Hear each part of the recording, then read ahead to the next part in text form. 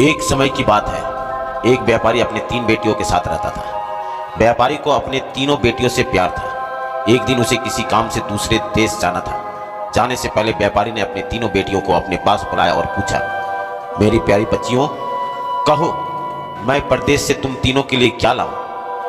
पहली बेटी ने सुंदर कपड़े और दूसरी बेटी ने गहने मंगवाए। तीसरी बेटी, जिसका नाम ब्यूटी था, उसने अपने पिता से कहा कि वह उसके लिए एक गुलाब ले आए।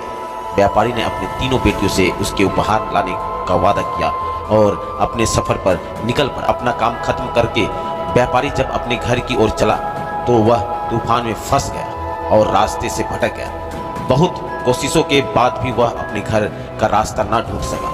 तब तक तो अंधेरा भी हो चुका था। तभी अचानक उनकी नजर एक रोशनी पर पड़ी जो दूर एक महल से आ रही थी। व्यापारी ने सोचा शायद महल में उसे रात बिताने की जगह मिल जाए, इसलिए वह उस तरफ चल पड़ा। जब व्यापारी महल में पहुंचा तो महल में कोई भी नहीं था। उसने हर तरफ देखा लेकिन उसे महल में कोई नहीं मिला।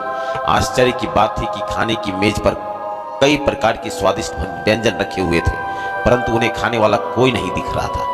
भोजन को देख व्यापारी की भूख और बढ़ गई थी, इसलिए उसने भर पेट खाना खाया और एक कमरे में मुलायम गद्दों में सो गया। सुबह व्यापारी ने जब महल की बगीचे में सुंदर गुलाब खिले देखे तो उसे ब्यूटी से किया हुआ वादा याद आ गया। उसने एक फूल तोड़ा और घर की ओर जाने लगा। तभी वहां एक भयानक जीव प्रकट हुआ और बोला, मैंने तुम्हें अपनी भोजन खाने दिया, अपने मुलायम गद्दों पर सोने दिया और तुम मेरे ही बगीचे से गुलाब तोड़ रहे हो। तुम्हें इसकी सजा भुगतनी होगी। व्यापारी बहुत डर गया था। कांपते हुए बोला, मुझे माफ कर दो, माफ कर दो, मुझे मत मारो। यह गुलाब मैंने अपने लिए नहीं तोड़ा, अपनी बेटी के लिए तोड़ा था। मैंने अपनी बेटी से वादा किया था कि मैं उसके लिए गुलाब का फूल लाऊंगा। यह सुनते ही राक्षस ने व्यापारी से कहा कि वह एक शर्त पर उसे छोड़ेगा। उसे अपनी बेटी को महल में भेजना होगा। डरा और घबराया हुआ व्यापारी अपनी बेटी को भेजने का वादा कर वहां से चला गया। घर पहुंचकर व्यापारी ने अपनी बेटियों को सारी बात बताई और ब्यूटी से माफी मांगते हुए कहा, अपनी जान बचाने के लिए मुझे उस समय कुछ समझ नहीं आया और मैं राक्षस से यह वादा कर आया हूं। मुझे माफ कर दो ब्यूटी, अपने स्वार्थी पिता को माफ कर दो। ब्यूटी ने अपने पिता के गले लगाते हुए तसल्ली दी, आप बिल्कुल परेशान ना हो पिताजी, मैं आपका किया हुआ वादा जरूर निभाऊंगी। ब्यूटी जब महल पहुंची तो बहुत घबराई हुई थी। राक्षस का भयानक चेहरा देखकर वह बहुत डर गई, लेकिन राक्षस ने उसका खुले दिल से स्वागत किया।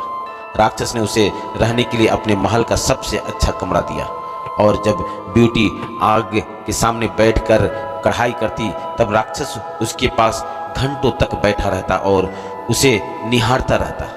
धीरे धीरे दोनों एक दूसरे का साथ अच्छा लगने लगा और वे अच्छे दोस्त बन गए।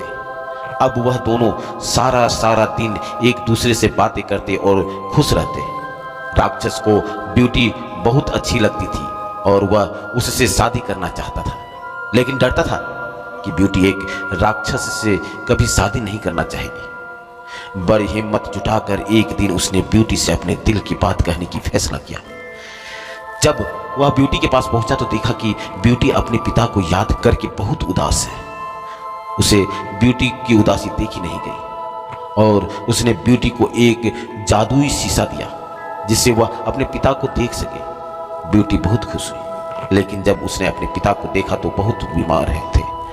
यह देख ब्यूटी ने राक्षस से अपने पिता से मिलने की इच्छा जताई। राक्षस ने उसे पिता से मिलने की इजाजत दे दी और 7 दिन में वापस आने को कहा। ब्यूटी ने तय समय में अब आने का वादा किया और अपने घर चली गई। ब्यूटी को सामने देख व्यापारी खुश हो गया और जैसे जैसे उसे पता चला कि राक्षस देखने में भले ही क्रूर हो लेकिन वह दिल का बहुत ही नेक और दयालु है, व्यापारी की सेहत और सुधरती गई। परिवार से मिलने की खुशी में 7 दिन कब निकल गए ब्यूटी को पता नहीं चला। एक दिन ब्यूटी ने सपना देखा कि राक्षस की हालत बहुत खराब है और जल्दी ही मरने वाला है। अगले ही दिन वह महल वापस आ गई और उसने पाया कि राक्षस बगीचे में बेसुध पड़ा हुआ था। जैसे वह मर चुका हूं। ब्यूटी उसे देखते ही रो पड़ी। तुम मुझे छोड़कर मत जाओ, मैं तुम्हें बहुत प्यार करती हूँ और तुमसे शादी करना चाहती हूँ। मैं अपनी सारी जिंदगी तुम्हारे साथ बिताना चाहती हूँ। जैसे ही ब्यूटी ने यह शब्द कहे, एक रोशनी ने राक्षस को ढक लिया और जब रोशनी गायब हुई तो भयानक और क्रूर दिखने वाला राक्षस एक खूबसूरत राजकुमार में बदल चुका था।